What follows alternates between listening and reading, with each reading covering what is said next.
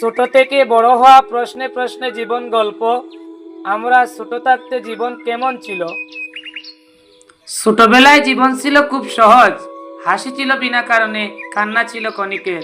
বন্ধু মানেই সারাদিন একসাথে থাকা, আর আনন্দ মানে খেলাধুলা, গল্প আর স্বপ্ন। তাহলে বড় হতে হতে কি বদলাতে শুরু করে? বয়স বাড়ার সাথে সাথে দায়িত্ব ধীরে ধীরে কাঁধে এসে বসে।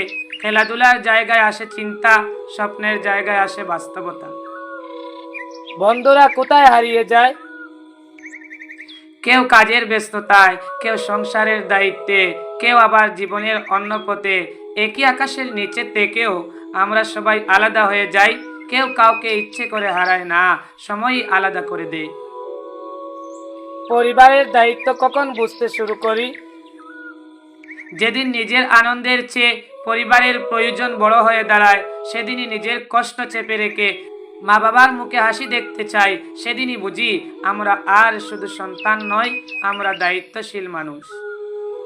তাহলে কি আনন্দ একেবারে শেষ হয়ে যায়?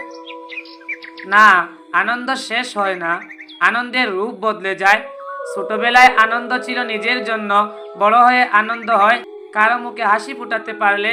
মায়ের স্বস্তি, বাবার নিশ্চিত নিঃশ্বাস, এগুলোই তখন আমাদের আনন্দ। সবচেয়ে বড় শিক্ষা কি পাই বড় হয়ে? বড় হয়ে শিখি জীবন মানে শুধু পাওয়া নয়, অনেক কিছু ছেড়ে দেওয়াও জীবন। বন্ধু হারানো, স্বপ্ন ভাঙ্গা, কিন্তু তবুও হাল না ছাড়া, এটাই বড় হওয়া।